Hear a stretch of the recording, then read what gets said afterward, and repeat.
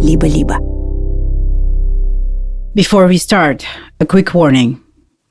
This episode contains descriptions of sexual and emotional violence.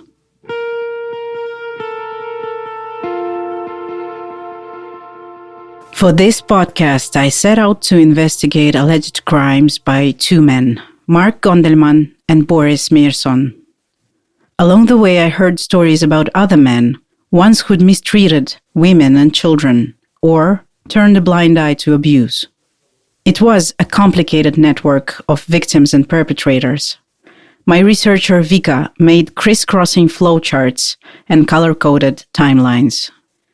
By now, I've told you as much about Mark and Boris as I'm able to report.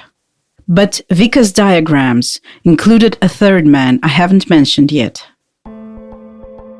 I heard about him from some of the women who've already appeared in this podcast. His actions reinforced two important conclusions for me. People who are abused are made vulnerable to further abuse. And a community that allows one person to be abused puts all others at risk. In this episode, I want to start with a woman called Inna Mashanova. That third man was her husband. But before she told me about him, she talked about a man who will be familiar to you, Boris Markovich Myrson. How did you get to the school number 57? I was interested in mathematics, and I was asking my mother to find me some place to study mathematics. And at some point, I found the evening class, extracurricular class.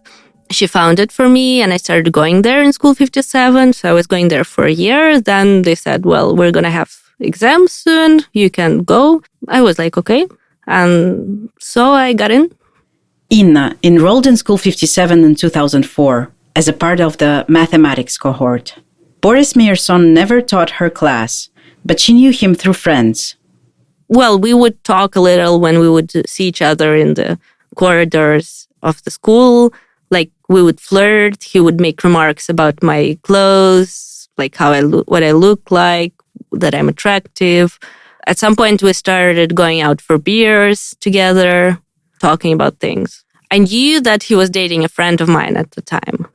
That friend was Masha Nemzer.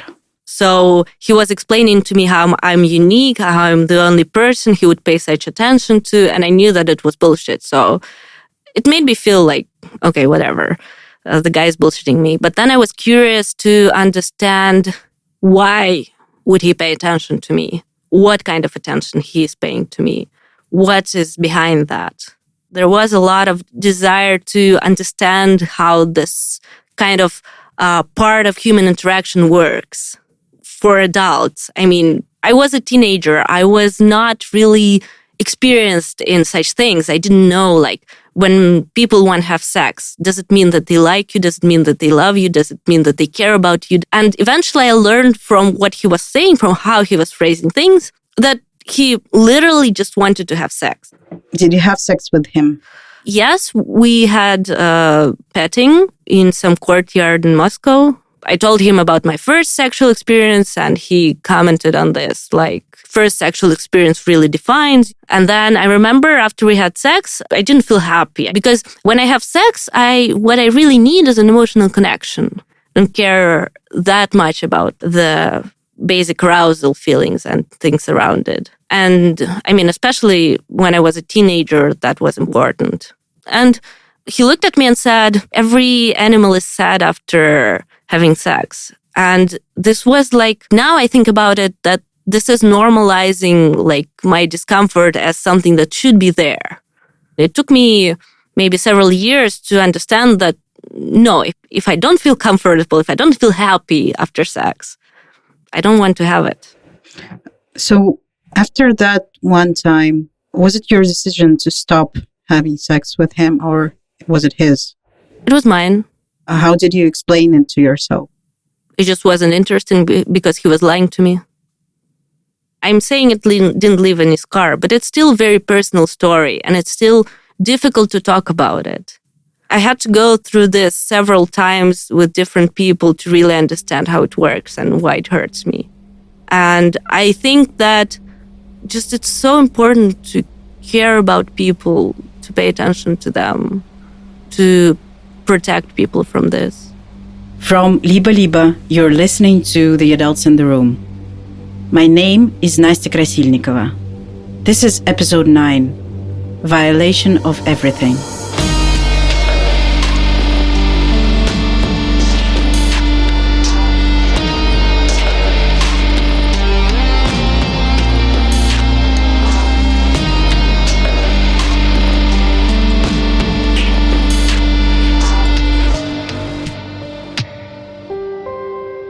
Sergei Arkhipov is a mathematics associate professor at Aarhus University in Denmark.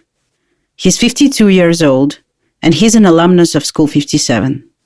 Early in his career, he was a teaching assistant at School 57, but then he moved to Canada and later to Denmark. When Inna was 22 years old, she met Sergei Arkhipov at a friend's party in Moscow. He was 19 years older than Inna. Nevertheless, they got pretty close really quickly. Sergei worked abroad, so their relationship was long distance most of the time. He was gentle, he was attentive, I could talk to him about anything, I could share my deep fears and emotions with him, and he was very available. And he made an impression of a person who really cares about me. But none of Inna's friends really liked Sergei. He's not a very pleasant person in general to most people. Also, there are rumors of him, like, watching child porn on public computers in universities, something like this. These are just rumors. I just heard stories. How did you decide to marry him? I got pregnant. I wanted to, the thing is, it was the moment I got pregnant, our relationship turned very radically into something rather hostile from his side. But I was pregnant and I didn't do an abortion, so I decided that I should live with him. And in order to live with him, I had to get a Danish visa. And for a Danish visa, I needed to marry him, so I married him. Inna moved to Denmark.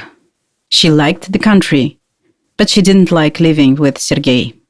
She says that after they started living together, her husband became emotionally abusive. I always knew what abusive relationship was from inside because my mother is abusive, but I didn't know the concept. So I wasn't explaining it in any way besides that. The fact that he's just not nice to me anymore. Very soon it became very bad when I was using his computer and I found him writing with a person explicitly sexual. He would say that it's just one thing and he won't do it again. So you thought he was cheating on you? Well, I knew he was cheating on me because I read this interaction. But at the time, you still hoped that it's possible to fix the relationship and go on with them? Yes.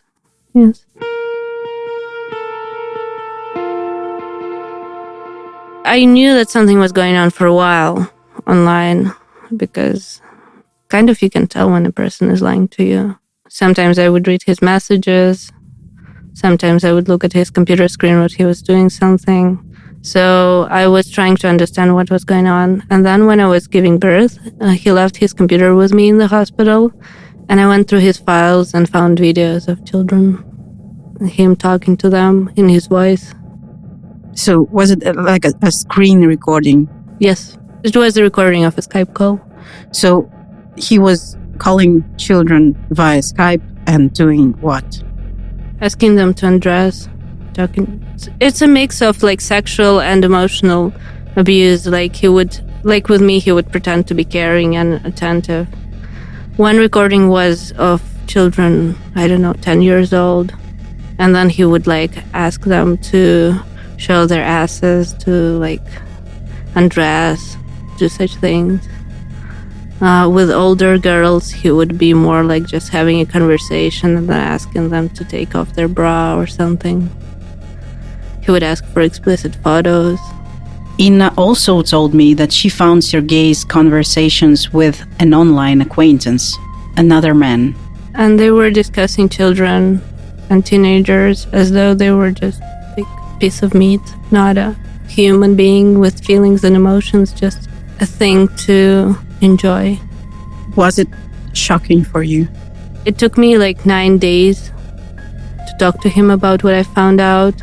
It took me several years to realize that I cannot change him. We would talk about it over and over and over and over again, and I would try to explain to him why it's bad, why it shouldn't be this way, why I hurt by what he did. Once he told me that one of those girls wrote to him that she was pregnant and she lived in a small town and she needed help. The thing that he did in response, he changed his Skype name so that she wouldn't be able to access him. Did he explain why was he doing that? Well, the usual things like, I like it, they like it themselves, they agree to it themselves, they want it, everything is consensual. Inna thought about going to the police, but she didn't save or screenshot any evidence. She was also financially dependent on Sergei. Eventually, she separated from him and came back to Moscow. She got a divorce several years later. When we first met, we talked about Mirson, and he said how bad it was, what he was doing. And then later on, when I learned about what he was doing, I asked him, like, why would you say such a thing? And he said, well, he's doing it at school. It's bad to do it at school. And I'm not doing it I'm not working with children. I'm just finding them somewhere else.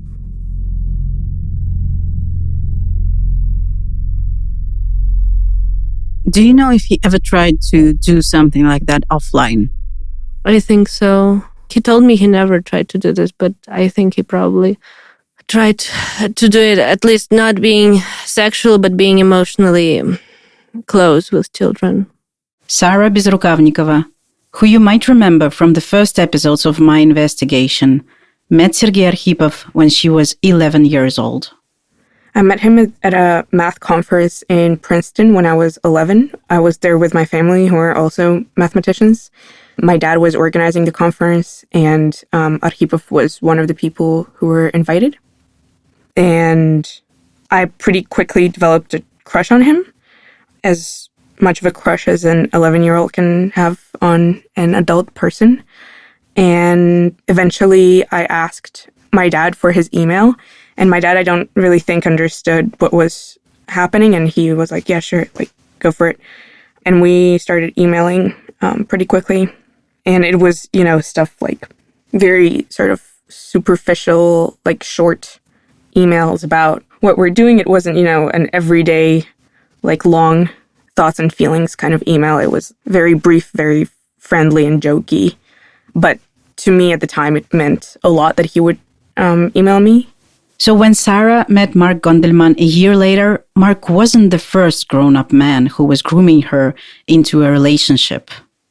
She already had a crush on Arkhipov, who appeared to be very interested in her. I can see what your interest there was. You had a crush on him, but what was his interest? Did you understand it then, and what do you think of it now? He told me at some point that his interest is in how I see him. So I think for him, it was the validation of intense crush from a young person, which is pretty sick to think about. And at some point, my dad, I think my family got really concerned. My dad emailed him being like, oh, are you basically trying to, seduce my daughter? And he was like, no, everything is very platonic. We're just good friends. And there's nothing more than that happening. And my family didn't really know what to do because I wasn't talking to them. He wasn't telling the truth, which was that I think that he got a lot of validation, but also B, that he is attracted to children. So that kind of left everyone at an impasse. The further course of action was unclear because I wasn't asking for help. I wasn't asking for anything. I just wanted to keep talking to him because I felt like seen and understood by him. You just said that he was attracted to children. Is this something that you know for a long time? I knew that after he came onto me. I was 14 at that point, and I still thought of myself as, on the one hand, extremely, personally and intellectually developed. And on the other hand, I still felt very much like a kid. And it was after Mark too. So I'd already had, exposure to sex and to things that I didn't feel comfortable with. I already knew what my internal boundary was because it was already crossed at that point. And with Mark, I didn't feel any sort of control in the situation, and I was just uncomfortable and tense the whole time. And then with I had a crush on him for a long time. I trusted him, and I sort of expected better of him, or I think I had an expectation of continued support. And then we went out. We grabbed coffee or something during one of his visits to Moscow. And I just turned 14, and he started kissing me and tried to grope me. And that to me felt like a hard violation of everything. And I couldn't really believe that this person whom I've known and like kind of was in love with for a long time since I was a child would do something like that. But again, that was a fact that I was a child and he was attracted to me. Therefore, he is attracted to children. I called him an asshole and I blocked him for a couple of years. And unfortunately, I unblocked him when I was a new immigrant in Boston. And I started college when I was 16, and he visited Boston at the time. I was overwhelmed by immigration and by everything. My English was pretty rusty at that time. So I just felt completely torn out of everything that I'd known before and, thrown in this new world, in this new environment. And he visited Boston, and he came over to my family's house, and we had dinner together. I just wanted to be with someone who'd known me well, even though I knew that he was not a good person and that I shouldn't trust him. We hung out a few more times when he was in Boston, and pretty soon we started a relationship that was largely over text. And I turned 17 my freshman year, and he came over to Boston and we slept together. And that was my first time having penetrative sex with someone. It was like in a shitty hotel room, and it was weird, and I felt weird. And I tried to hang on to the version of the story where, this is somebody familiar and this is sort of honoring an old crush, but it felt fake and just untrue. I tried to end it several times because I was growing continuously miserable and guilty because he was married and this was, a full-on affair. I felt like I was actively ruining lives by doing this. I wasn't the one ruining lives, but it didn't feel like that at the time. And he also sort of became such a huge source of support for me that it was hard to cut him off.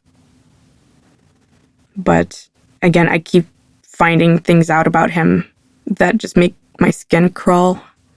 Sergei allegedly preyed upon Rebecca Gershovich too.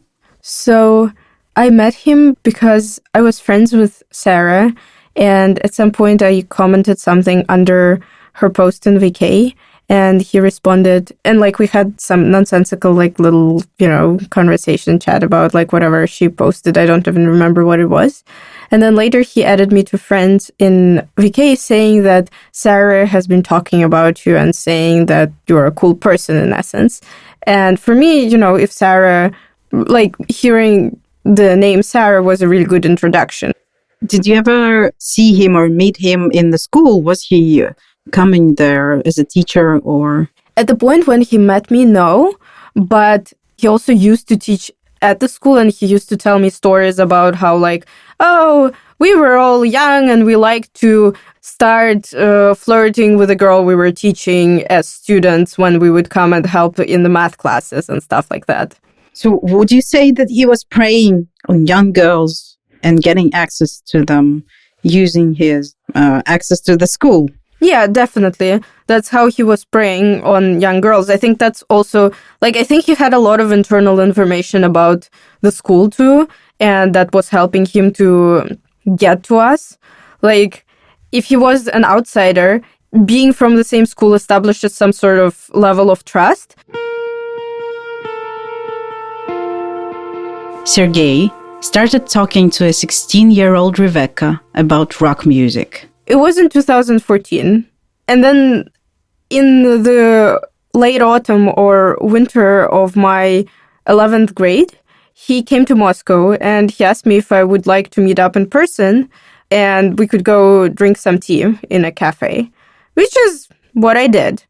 I was sleeping with Mirson by that time, and basically during that meeting, like, it was pleasant in parts, but I had the very uncomfortable feeling, and I remember it very clearly, that I felt like he extorted out of me the information that I was sleeping with Mirson. And since Mirson was telling me not to tell anybody, I felt like all the mixed feelings of like, how could I have told him, guilt, etc. And at the same time, I felt like, you know, he got this information out of me by a carefully constructed series of questions where like I tried to avoid it, and then at some point I just told him. And I think he might have known by that time, but it was important for him to get me to say it. But after that, he had an incredible leverage over me because he was one of the few people who knew anything about it. Like, and he was one of the few people whom I could actually talk about it without breaking my promises to Mirson, which is a huge thing. So he started kind of playing my psychologist, and I started telling him things, and then he started using that power of being my psychologist to try to get me to do things for him. Like, we would talk on Skype and he would ask me to undress and show him my breast, etc. And actually, Mark was doing that before that, and he would like say, "Hey, but what's it for you? Like, you're just showing me your breast. Like, you're not getting harmed by it or anything. I'm not even touching you." And he would like kind of guilt me into it. If he just came to me and said, "Hey, undress for me," I would say, "Well, you fuck off from me," right? But if you come to me and you become my psychologist and you start talking to me, etc., and he used his education, used the knowledge of that social group, used the knowledge of me that he probably also partially got from Sarah, used the knowledge of the school to kind of have that thrilling chase of trying to get me to do things that he wanted. I think it was more about power than even like whether he sees my breast or not. Who is all that interested in my breast? My breast is like any other woman's breast. I think the fun thing is to force somebody to do something that they're uncomfortable with doing. And then at some point I've met up with Sarah, and we were walking, and she was telling me about how she has a relationship with him, and she was living in the US and she was in college already, and it was really difficult for her there. I mean, immigration is generally difficult, and when you are already traumatized, it's even more difficult. I know that very well, unfortunately, too. So she had a relationship with him. I think it was based on the same thing. Like, he was playing her psychologist, and then he got her to do things for him, and then he called it a relationship. And I told him about how he was, like, trying to extort naked videos out of me, etc., etc., and Sarah got very angry because he kept telling her that he loves her, that blah, blah, blah. So Sarah and Rebecca both blocked Sergei and got on with their lives. As you might remember, after graduating from School 57, Rebecca also moved to the US. Somebody added me on Facebook. The person was Canadian, and I asked them, like, "Hey, why are you adding me on Facebook?" And they answered me, "Oh, well, I did it by mistake, I guess, but it's an interesting experiment." And I was like, "Experiment?" And he's like, "Yeah, well, but you turned out to be a very nice person. I wouldn't have added myself if I were you, but, you know." And then I started talking to him because, like, I wrote it to him, actually. Like, I was rereading this whole conversation, and I said, well, I don't think anybody could really harm me on Facebook, like a person I don't know, a person from Canada with whom I speak English. Rebecca started texting with this guy from Canada. His name on Facebook was Samuel. It was a difficult time in Rebecca's life. She had just emigrated from Russia, and back in Moscow, the scandal at School 57 was about to go public. And then the scandal started happening, and my mental health went to hell, like complete hell. And then I started telling him that, hey, I don't want to live, I want to die. And he started playing a psychologist again, back to what's been happening several times now. And then one day, I started just scrolling through his Facebook because he was a person I was hanging out with. And suddenly I come across a Russian post. And just like days before that, we had this conversation where he said, oh, I Google translated your post, but I don't understand this word in that post. And I was explaining to him like what it means in Russian, etc. And then I'm like, he has a Russian post? I mean, it was a repost.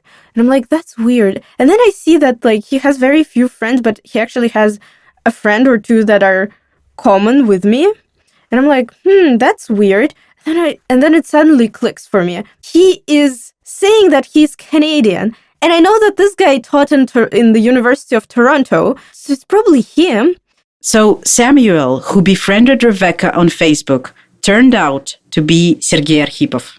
And I wrote to his other, like, I unblocked him in one of the networks, and I wrote to him, like, hey, you are this person. Well, his fake account was Samuel Verlieben or something like that. And he's like, yeah, how did you guess? And I'm like, oh my fucking God, this is so painful. It was such a violation of privacy. I mean, I've been talking to the person for months, telling him everything by the end of it. And, like, also feel so stupid when you are told to explain, like, what Russia is like, etc. Apart from anything, like, you know, like, the guy got under my skin in every single way. And then he wrote to me, like, his last message was that, hey, I was just worried about you. And then he wrote to me, and come to think of it, I never lied to you. You just added a person based on zero information. For me, it was like after I lost a ton of friends and I'm isolated, for me, it was just another thing I needed to grieve. And I needed to also accept that my privacy was violated big time, which was also very painful. I contacted Sergei Arkhipov. He told me that he didn't want to discuss his private life with journalists and that he no longer considers himself a part of the School 57 community. Rebecca, Sarah, Inna, some of the women in this podcast were involved in multiple abusive relationships when they were young, and that's not uncommon. They are definitely not responsible for it happening to them more than once. Sherry Hamby is a psychology professor at the University of the South in Tennessee. She's an expert in trauma and victimization. Because the first victimization can lead to dissociation and other types of PTSD symptoms. So dissociation is just kind of like spacing out or getting lost in your thoughts or and not paying attention to what's going on around you. And that's a very common post-traumatic symptom of child sex abuse and lots of other victimization experiences too. And that can make you more vulnerable to other perpetrators so that they recognize that someone is not really paying attention, or perhaps if they're depressed and they've gotten socially isolated, that they're sort of off from their peer group at the playground or things like that. And perpetrators can be very expert at identifying the kids who are struggling the most for whatever reason or another, and then taking advantage of that. And that's not because that child is looking to get victimized again, but it's because that child is already suffering from the first victimization. But from the perpetrator's point of view, that makes them a terrific target. Sergei Arkhipov almost certainly knew Rebecca and Sarah were struggling and isolated. He played their psychologist when they were most vulnerable. His fake identity, Samuel, befriended Rebecca when she just got out of a deeply traumatizing relationship with Boris. Sergei knew at the time that she was desperate and used it. I've read that chain of messages, and one of Samuel's first texts says, "Your recent photos are amazing in their open passion and eroticism." He started sleeping with Sarah when she had just emigrated to the US and was lonely and lost. But then eventually when I think started coming to terms with immigration more and making friends and my English got a lot better, I managed to block him for good and say, I think I said goodbye in some way, but I think I just had enough. And I think at that point, I already had a support system of actual people around me who were kind and not pedophiles. Rebecca also pulled through with the help of her new friends and her then American boyfriend, Tyler. He was there when Rebecca was dealing with her PTSD. It was helpful to have somebody who supports you, and Tyler was that person, and it was helpful that he was weirdly prepared for it, even though he never dealt with anything like that, but he was prepared to learn about it. He was prepared to learn about the condition. He had the idea that children shouldn't be sleeping with adults. He had the idea that consent is important, so that was really important that he was that person and was ready to help.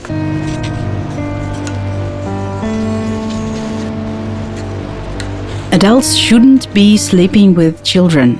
It sounds obvious, but to this day, I am not sure that the institutions in this story have gotten the message. That's on the next episode, which is the final one of this series.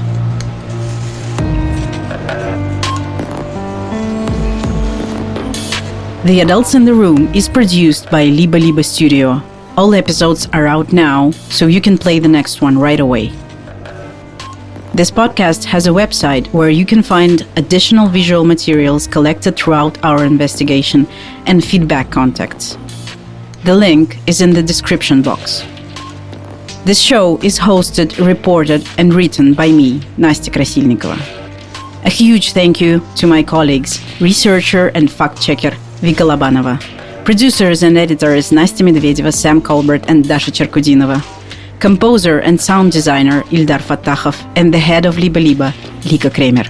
Legal support provided by Michael Svard and Alon Sapir from Michael Svard Law Office, and Sergei Markov, managing partner of the law firm Markov and Mandaminov. Thank you for listening.